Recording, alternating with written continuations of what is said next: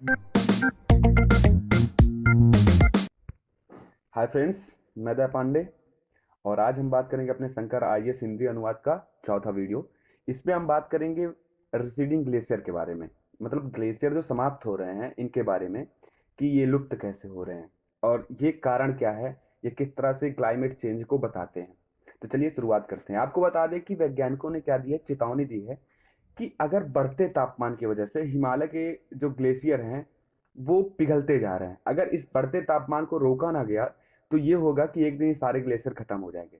उन्होंने शोध करके बताया कि 150 साल पहले जो ग्लेशियर नेशनल पार्क में थे वो 147 थे, लेकिन आज सिर्फ 37 ग्लेशियर ही बचे हैं और वैज्ञानिकों ने अनुमान लगाया कि 2030 या 35 तक में उसके भी पिघलने की संभावनाएं बढ़ी हुई है। साथ ही साथ उन्होंने ये भी कहा है कि जैसे हिमालय है, आल्प्स है, इनके ग्लेशियर क्या है कि हर साल पीछे हट रहे हैं और हर साल लुप्त होते जा रहे हैं। ध्रुवीय क्षेत्र और उच्च पर्वतीय जो वातावरण में लगभग लगभग 1,50,000 तक ग्लेशियर पाए जाते हैं, लेकिन क्या है कि उनमें भी शोध के द्वारा बताया गया है, सैटेलाइट के थ्रू देखा गया है, बताया गया है कि उनकी भी संख्या क्या होगी, कम होने शुरू हो जाएगी, उनकी भी संख्या क्या होगी, घटना शुरू हो जाएगी। आप सोचिए कि ग्लेशियर पिघल रहे हैं, इसका प्रभाव बहुत क्षेत्रों पे बहुत व्यापक पड़ने वाला है। ग्लेशियर पिघल क्यों रहे हैं, आपको मैंने बताया ही कि पहला तो जो ग्रीन हाउस गैसेस हैं वो बढ़ रही हैं, तापमान बढ़ रहा है। दूसरा, ब्लैक कार्बन जो है वो जाके स्नोस्फीयर वो हो रहा है, बिछ जा रहा है, तो जिससे और ज्यादा अवशोषित कर रहा है। तो ये सारी चीजें हैं जिसके कारण ग्लेशियर पिघल रहे हैं। तो ग्लेशियर रिट्रीट का प्रभाव क्या पड़ेगा हम लोगों के ऊपर, तो आपको पता है कि अगर ग्लेशियर रिट्रीट होगा तो इसका प्रभाव हमारे ऊपर सामाजिक रूप में, पर्यावरणीय रूप में या आर्थिक रूप में तो पड़ेगा ही पड़ेगा। अब जैसे आपको पता है कि सबसे पहले क्या, सबसे पहले ये कि अगर इसका प्रभाव ये कि जल की आपूर्ति में समस्याएं शुरू हो जाएगी। जल की आपूर्ति में समस्याएं क्या, किसी क्षेत्र में तो जल की आपूर्ति होगी ही नहीं और किसी क्षेत्र में तो बाढ़ सी आ जाएगी, है ना, अगर ग्लेशियर इस तरह पिघलेंगे तो। जैसे हिमालय है और एंडीज हैं, इनके ग्लेशियर अगर पीछे हट रहे हैं तो पानी की आपूर्ति, इससे कितने देश इसके ऊपर डिपेंड हैं जो इससे पानी की आपूर्ति पूरी करते हैं, है ना। नदियों में भी पानी इसी के थ्रू जाता है। एक टाइम आएगा जब ये धीरे धीरे समाप्त हो जाएंगे ग्लेशियर या पीछे हटना शुरू हो जाएंगे, तो क्या होगा, यही होगा कि फिर नदियों का पानी सूख जाएगा, फिर नदियां नहीं रहेंगी, पानी नहीं रहेगा, तो ये सारी चीज समस्याएं आने वाली हैं।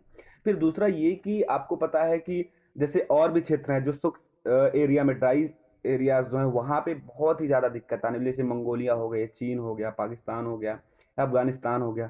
यहाँ पे जल आपूर्ति बहुत ज्यादा व्यापक रूप से प्रभावित होगी क्योंकि ये लोग डिपेंड ही हैं यहाँ की इन सारी चीजों पे। पर्वतीय जो हिमाच्छादित क्षेत्र है वही पानी से डिपेंड है। और साथ ही साथ अगर ग्लेशियर अपना हट रहा है तो आप सोचिए कि इसका प्रभाव अपने इकोसिस्टम पे कितना अधिक पड़ने वाला है, इसका पारिस्थितिकी तंत्र पे कितना प्रभाव पड़े, कितनी तो प्रजातियां लुप्त हो जाएंगी, कितनी प्रजातियां खत्म हो जाएंगी, है ना। तो इन सारी चीजों पर प्रभाव पड़ने वाला है। दूसरा ये कि इसका प्रभाव सिर्फ यहीं पे नहीं पड़ेगा, इसका प्रभाव सबसे अधिक पड़ेगा उन छोटे गरीब देशों के पास जिनके पास सीमित संसाधन है। कैसे वो हैंडल करेंगे इस सिचुएशन को, किस तरह वो करेंगे, तो वो ज्यादा उनको नुकसान का सामना करना पड़ेगा। साथ ही साथ क्या होगा कि जो वैश्विक अर्थव्यवस्था है उसको बहुत ही नुकसान पहुंचेगा, पर्यावरण को बहुत नुकसान पहुंचेगा अगर ग्लेशियर पिघल रहे हैं तो। ये ग्लेशियर रिट्रीट का प्रभाव है जो पानी की आपूर्ति पर, छोटे गरीब देशों पर, सामाजिक रूप में, फिर नदियां, बाढ़, सूखा, कहीं कहीं ये सारी चीजें उत्पन्न होने लगेगी। पर्यावरण पे जो इकोसिस्टम है जो नीचे है वो समाप्त होना शुरू हो जाएंगे, इस पे पड़ने वाला है। तो ये अपना ग्लेशियर, रिसीडिंग ग्लेशियर के बारे में था। हम अगला अपना टॉपिक बात करेंगे कि क्या होता है ओशियन एसिडिफिकेशन, महासागरीय अम्लीकरण के बारे में हम बात करेंगे कि महासागरीय अम्लीकरण होता क्या है। तो आपको महासागरीय अम्लीकरण के बारे में बता दें तो अम्लीकरण मीन्स यही होता है, एसिडिफिकेशन मीन्स ये होता है कि बेस से एसिड में बदलना। पीएच वैल्यू 7 होती है किसी भी चीज की, अगर 7 के ऊपर आप जाएंगे तो बेस वो कहलाएगा, 7 के नीचे आप आएंगे तो एसिड कहलाएगा। ठीक, तो अभी क्या है कि अभी वर्तमान में जो महासागरों का पीएच वैल्यू है वो 8 है। अब 8 है तो मतलब बेस है। अब क्या हो रहा है कि धीरे धीरे 8 से ये नीचे आ रहा है, तो इसका मतलब ये एसिड में परिवर्तित हो रहा है। तो CO2, अगर CO2 की मात्रा वायुमंडल में बढ़ेगी तो इससे होगा क्या कि जो जलाशय वाले क्षेत्र हैं, जो मतलब जो महासागर वाले क्षेत्र हैं, वहां पे क्या होगा, ये CO2 की मात्रा को अवशोषित करना शुरू कर दे। कर देगी। आपको बता गए कि 1/3 मतलब 1/3 भाग जो होता है CO2 का, वो अकेले महासागर समुद्र जो अपने होते हैं वो अवशोषित करते हैं। और ये जितने भी CO2 है, ये सारी चीजें क्या है कि मानव जनित गतिविधियों से उत्पन्न नहीं होते, आपको पता ही है। और साथ ही साथ ये जलवायु परिवर्तन को और ज्यादा उत्पादित करते हैं, और ज्यादा क्या बोलते हैं, प्रोड्यूस करते हैं। जलवायु परिवर्तन इससे और ज्यादा बढ़ता है। आपको एक चीज बता दें कि महासागरीय अम्लता में यही है कि हाइड्रोजन के जो आयन होते हैं उनकी सांद्रता बढ़ जाती है, इनकी सांद्रता किसमें, जल में बढ़ जाती है, जिससे क्या होता है, जो कार्बन के यौगिक हैं उनको प्राप्त करता है कहाँ से, वायुमंडल से, अपना महासागर।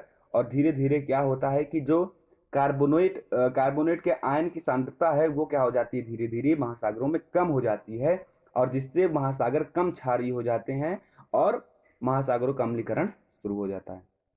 आपको ये तो पता ही है कि जैसे जैसे CO2 बढ़ेगा वैसे वैसे समुद्र में हाइड्रोजन के आयनों की सांद्रता भी क्या होगी, बढ़ती जाएगी ना। तो एक चयन होता है। चयन कैसे होता है कि CO2 जैसे बढ़ेगा तो अम्लीकरण बढ़ेगा। जब अम्लीकरण बढ़ेगा तो आपको पता है कि लेस प्लैंकटन प्रोड्यूस होगा। जब लेस प्लैंकटन प्रोड्यूस होगा तो फिर क्या, ना कोरल रीफ ग्रो कर पाएंगे और ना ही हमको अच्छी फिशरीज करने को मौका मिलेगा, ना हम मछलियां सही से पकड़ पाएंगे। तो इसका कितना प्रभाव पड़ने वाला है आर्थिक रूप में, जो मछुआरे उनके ऊपर, उसके बाद पारिस्थितिकी पे इसका प्रभाव पड़ने वाला है। इसके अलावा क्या है कि अन्य कारक भी हैं जो प्रभाव डालते हैं अम्ल वर्षा में, सॉरी एसिड ओशियन एसिडिफिकेशन में। पहला तो यही अम्ल वर्षा है। आपको अम्ल वर्षा के बारे में बता दें हम कि अम्ल वर्षा तब बोली जाती है जब pH वैल्यू 1 से 6 के बीच में होती है, तब वो अम्ल वर्षा कहलाती है ना। और ये जहां भी महासागरों में गिरती है इसकी सतह का जो होता है ना, उसके रसायन को प्रभावित कर देती है, उसके रसायन में परिवर्तन कर देती है। और ये क्या नाम है, सिर्फ क्षेत्रीय और स्थानीय जो रूप में महासागर है उस पर प्रभाव डालती है। पूरे वैश्विक रूप में तो अम्ल वर्षा होती नहीं है ना, तो प्रभाव डालती है। ये विश्व स्तर पर इसका प्रभाव नहीं होता, ये विश्व स्तर पर इसका प्रभाव क्या होता है, सीमित होता है। अब दूसरा ये कि यूट्रोफिकेशन भी किस तरह होता है। यूट्रोफिकेशन के बारे में आपको बता दें कि एक तरह सा सुपोषण मीन्स जल में जब पोषक तत्व के उच्च स्तर के कारण उसमें ब्लूम पैदा होता है। ब्लूम मीन्स होता है फूल का खिलना। जब ब्लूम खिलेंगे तो बड़े जो प्लवक होते हैं वो खिलने लगते हैं और समुद्र सतह में क्या होते हैं, डूब जाते हैं। जब समुद्र सतह में डूब जाते हैं तो शैवाल क्या कहते हैं, उनका विघटित करना उनको शुरू कर देते हैं और बैक्टीरिया इसमें श्वसन करते हैं। जब बैक्टीरिया विघटित करने में अधिक श्वसन करेंगे तो O2 की मात्रा बढ़ेगी, सॉरी O2 की मात्रा कम होगी और CO2 की मात्रा बढ़ जाएगी। जब CO2 की मात्रा बढ़ जाएगी तो पूरी कंडीशन वही अप्लाई हो जाएगी। इसके लिए आपको हम एक चीज बताएं, ओशियन एसिडिफिकेशन क्या होता है। इसके लिए एक रिएक्शन है, 3 फेज में रिएक्शन खत्म होता है। इस रिएक्शन को जो आपके स्क्रीन पे दिख रहा है, आप इस रिएक्शन को देखिए ध्यानपूर्वक और लगाइए कि किस तरह से CO2 आ रहा है, डिजोल्व हो रहा है, फिर उसके बाद किस तरह वो H2O के साथ फिर कैसे कार्बोनिक एसिड में बदलता है, फिर कैसे वो H+ और बाइकार्बोनेट आयंस में टूटता है, फिर कैसे बाइकार्बोनेट टूटता है कार्बोनेट आयंस में और H+ में। तो ये जैसे पूरी प्रक्रिया इसके लिए, ये सारी चीजें ओशियन एसिडिफिकेशन के लिए। फिर अगला ये है कि अगर ओशियन एसिडिफिकेशन हो रहा है तो कैसे इसका रोकथाम किया जाए, किस तरह इसका रोकथाम किया जा सकता है। तो सबसे पहले ये कि CO2 की जो मात्रा है उसका उत्सर्जन हमें क्या करनी होगी, कमी लानी होगी। उसकी मात्रा जो उत्सर्जन को है उसको हमें कम करना होगा और उत्सर्जन कम करने के लिए हमें वैश्विक स्तर पर और देश के स्तर पर सरकारी प्रयास करने होंगे, है ना।